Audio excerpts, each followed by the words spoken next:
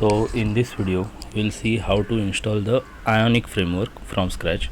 Okay, so Ionic is a multi-platform, or you can say multi-target framework, specifically for developing mobile applications and PWS, that is the progressive web apps.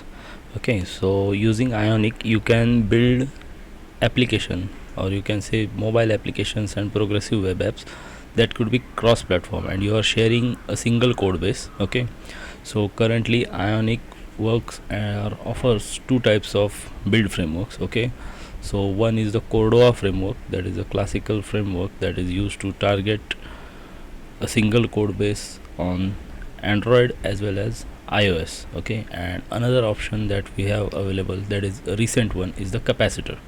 So today we will only see how to install the basic Ionic from scratch. Okay, so in the upcoming tutorials we will see how to use or write Ionic applications and how we can write multi-target applications. Okay, so I am using Ubuntu operating system.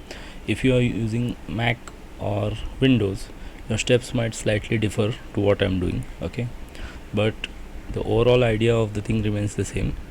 Okay, we will first install, because this framework is based on JavaScript, so first thing you need to install is the runtime for the JavaScript. Okay, so JavaScript runtime is Node.js, or you can say Node. So for that thing we have to first update and upgrade our packages, our system packages of repository. So here the first command that you type in your terminal would be sudo apt update apt-get update sudo apt-get upgrade. So if you are using latest, or you can see the 18.04 and above operating systems of Linux, you need to get rid of this -get. You can write directly sudo apt update and sudo apt upgrade. If you are using a slightly older version like 16.4 or anything, then you have to use apt-get update and apt-get upgrade. Okay, so the package manager name has changed in the recent versions. In the older versions it's apt-get update, apt-get upgrade. Okay, so apt-get should be replaced with an apt in the latest versions of the operating system like Ubuntu and stuff. Okay, the second step is you have to install this Python software properties, sudo apt-get install or sudo apt install Python software properties.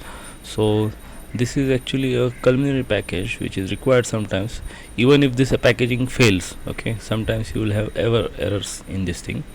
So if you are facing any errors, there's no issues, you can move forward to the next statement. Okay, so here we are building from source. Okay, from node source. So other thing you can directly install from apt-get only, but I prefer using source based installation. So what you need to do is you need to write this curl command. Okay, so I will put this file in the description somewhere. Okay, so this is the curl command. Curl actually sends the request and it will connect to the bash source. Okay, here, and after that you can directly install sudo apt-get install node.js. Okay, so first thing that is, as I said, you need to install the package manager, or you can say the runtime for this thing. So along with node.js you will have npm. Okay, so npm is the node package manager and node.js is the runtime, or node is the runtime. So after you do this command sudo apt-get install node.js or sudo apt install node.js, after this you have to put these commands to check which versions have you downloaded or installed here. So for that you can use node -v, node npm -v, npm space -v, or you can use node -- version or npm space -- version, either of the two, and it will show you the install versions. After that the next step is to install Ionic. Okay, so here you need to remember, whenever you install any packages on node, then there will be two types of packages. One is the global package and another is the local package. The local packages are specifically meant for your specific application which you are programming currently. So if you write directly npm install something, it will be installed in your local repository. Okay, and the entry will be made in your package.json file. And if you are installing at a global level, then you have to install it like this: npm install space -g @ionic/CLI. So this will install the command line interface for Ionic. Okay, so I have already done this step, so I will not be doing this thing. Okay, till these steps you will have to follow on your own. Okay, so next step, that is to create the Ionic application. So here we will see how to create an Ionic application. Excuse.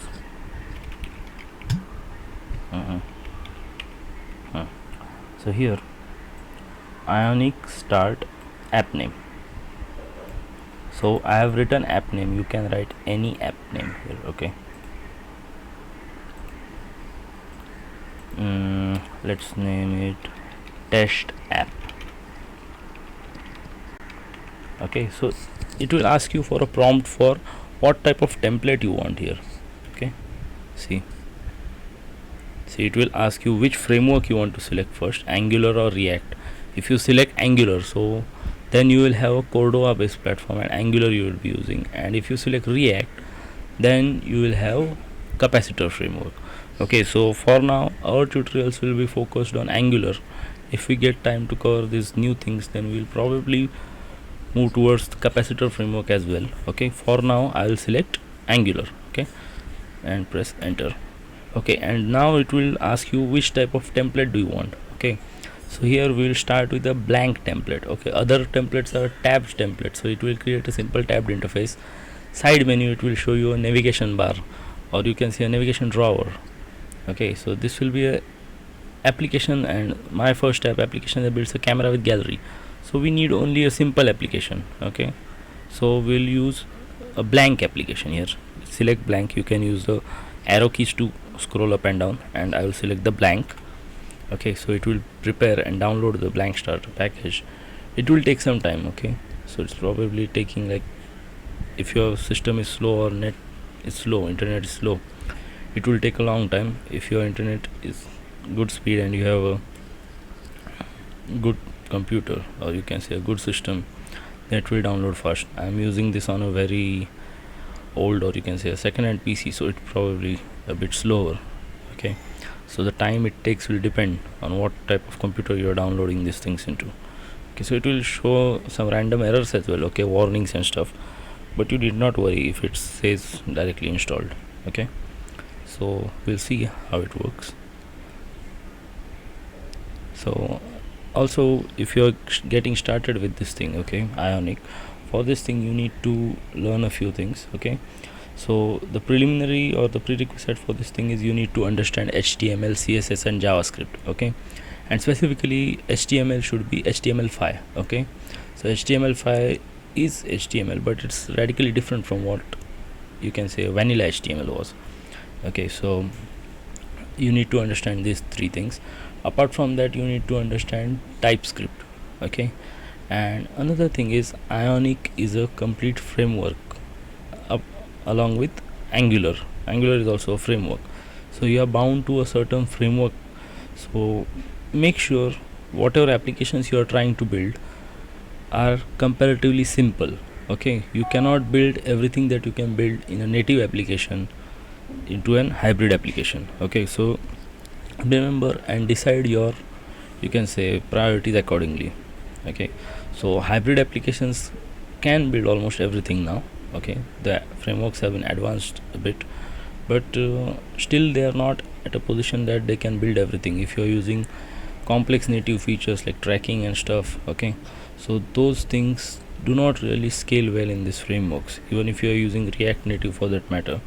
So all these things do not practically scale really well at these things, even if you are creating games or anything likewise. So it's better to stick to native in those cases. Okay, now if you are creating applications like a newsreader and stuff, okay, lightweight applications that require a simple single sign-on and stuff, then you can use Ionic. Okay, Ionic is specifically meant for these things.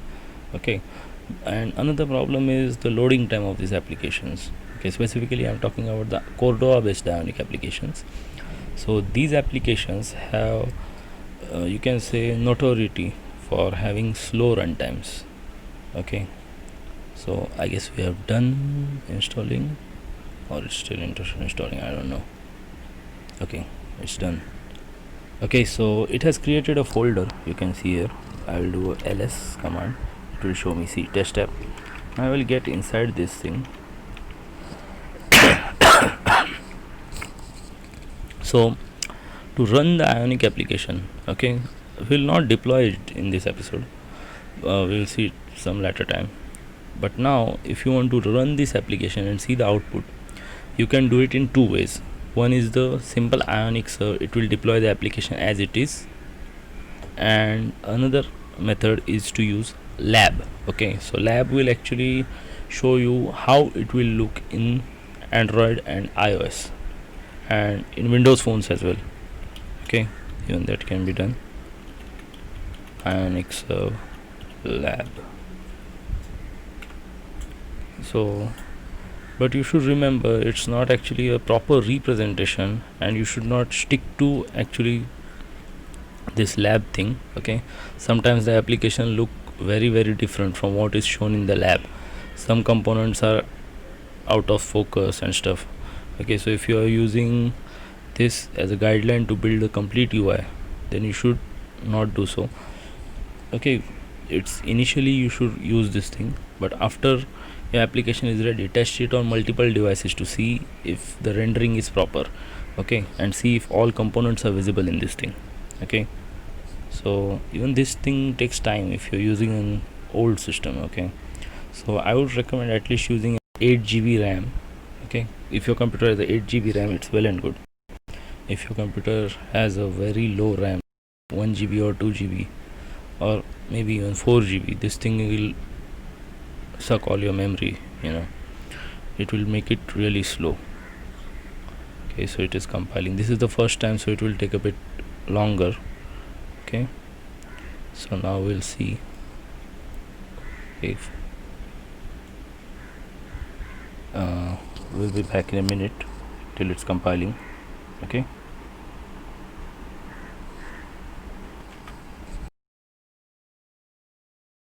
okay, so here you'll see it will show and render for iOS as well, and it does for Windows as well. Okay, now we don't have much of the Windows phones.